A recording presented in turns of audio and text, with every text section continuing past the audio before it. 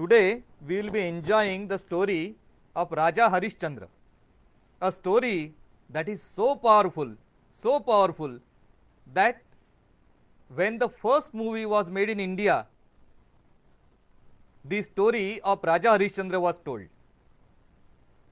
It was in 1913, Dada Saheb Phalke created Raja Harishchandra as the first silent movie. So, who was this Raja Harishchandra? What did he do? What are the takeaways? And what does this powerful story say? That is what we will see today. Raja Harishchandra was of the Ikshvaku Kula, that is Raghukula, or the ancestor of Raja Ram. He was the son of Satyavrata. Who is this Satyavrata? The story that we have just seen 2 days ago of Trishanku, the one who ascended to heaven with his full body. Harishchandra was the son of Satyavrata, and his story has been told in Aitareya Brahmana, also Markandeya Purana, and many other places. The story has many parts. Today we will take a abridged edition of the same. Raja Harishchandra was a very honest, truthful, and disciplined leader or king. He was excellent in following his dharma and also did a number of yajna through which the people benefited. The people in his kingdom were all happy, without sorrow, and all of them were prosperous. Raja Harishchandra had wife Taramati and son Rohita. One day, Vasishta, who was the Rajakula Guru, he expressed his wish that he wanted to go away for a long time for meditation. Harishchandra okayed the proposal. First mistake, allowing your Rajguru to go away without a replacement. We will come to these points later. So Vasishta departed for a long meditation time, and for the first time in his life, Raja Harishchandra was without his friend, guide, and philosopher. At night, he had a dream. In that dream, Rishi Vishwamitra appeared, and in the dream, he performed a yajna and he gave all his kingdom to Vishwamitra. That was the dream. He got up from the dream, had his bath, and was readying himself. In comes Vishwamitra. And Vishwamitra says, now you should do what you have promised. Raghukula Reeta Sada Chali Aayi, Prana Jayi Par Vachan Na Jayi. And as was agreed in the dream, Harishchandra gave away whole of his kingdom to Rishi Vishwamitra. He didn't even ask a Rishi, what are you going to do with the kingdom? Something I have done even in dream, I need to follow it. That is why he got the name of Satyavachani Harishchandra. But things were not going to stop at that. Vishwamitra said, with Dan you have to give Dakshina. So I need something more than the kingdom. Harishchandra said, I don't have anything. Well, that is your problem. I will come back in a month's time, but I want a Dakshina, which you cannot take from this kingdom because this kingdom is no more yours. A big problem. How can a Kshatriya get money for the Dakshina? At the end of the month, Harishchandra was still not able to put together any money, because he will not do anything against his dharma, and his dharma was not allowing him to collect money in any form. A big dilemma. Point number 2. So when he came, he only asked Vishwamitra, what do I do? And Vishwamitra said, well, you have got a wife and son, sell them or sell yourself. All three of you are sellable commodities. So Harishchandra, going by this advice, sold his wife and son to an elderly person, and then was looking for somebody to buy himself. And along came a Chandala. Vishwamitra said, now you sell yourself to this Chandala. He has got some gold with him. He will give me that gold in addition to the gold that you have got from selling your child and son.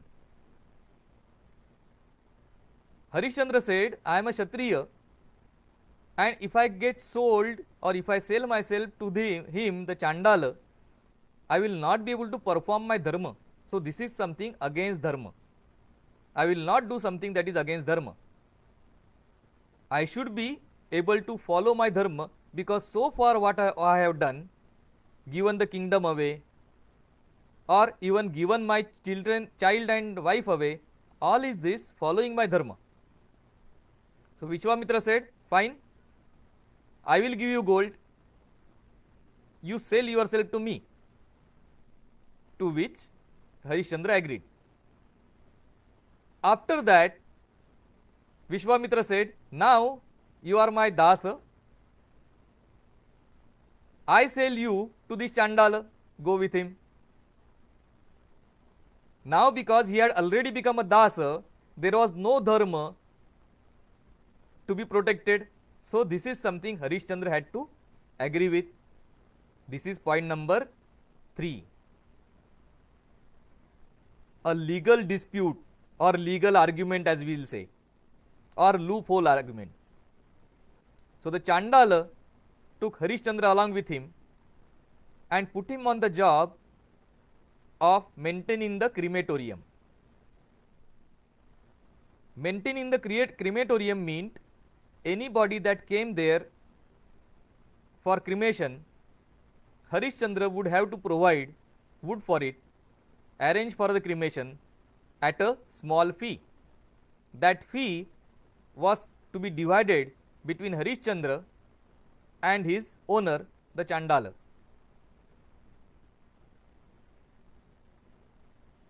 Harishchandra started doing that job very honestly, because now it was his dharma. And by this time, he had become highly depressed. What is happening? He continuously kept asking himself, I have been doing everything as per dharma, and why these negative incidents are happening to me? I have followed dharma to the best possible extent, and still I am not getting good benefits. I am getting all the negations. Dharmo rakshati rakshitaha. Dharma protects those who protect dharma. But here I am protecting the dharma, but the dharma is not protecting me. Point number 4, intense thinking or intense introspection. And who guided him from this place onwards is the quintessential Narad Muni. Narad Muni said to him that you are walking on the path of truth or permanence, and some part would be heavy, some part would be difficult, but definitely what you will gain at the end of it would be worth it. So his motivation remained somewhat high. But then the next day he met his wife, who had come to the crematorium. Why did his wife come to the crematorium? she had come there crying because their only son Rohit was dead by Sarpadansha, snake bite, and she had come there for cremating him.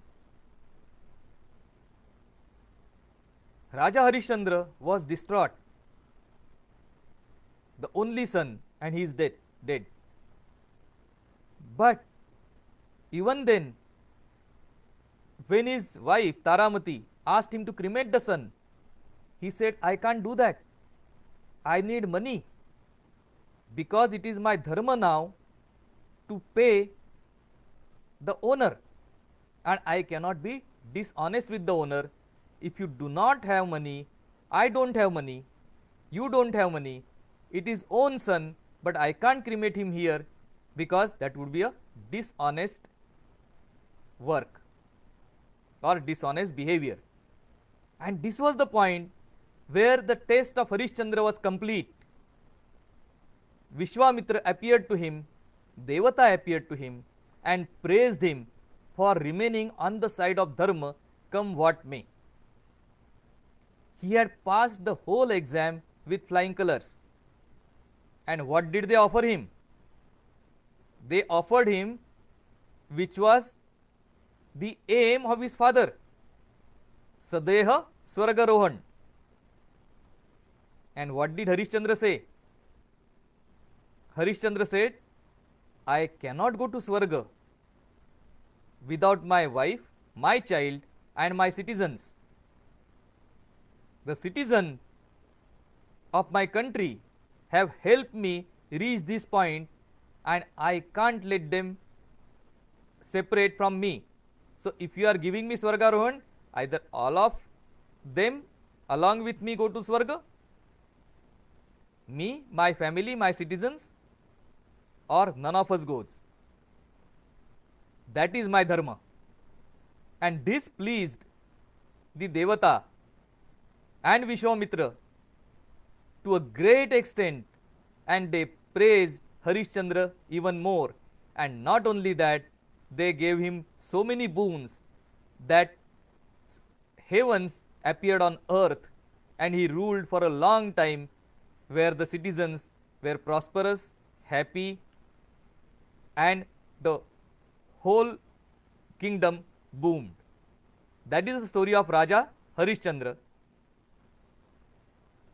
In the next episode, we will be taking up the learnings from this story, and the learnings are also at 3 or 4 levels: for children, for Gruhastha, for Sannyasi, as well as for other people. That we will see in detail in episodes to come. Namaskar.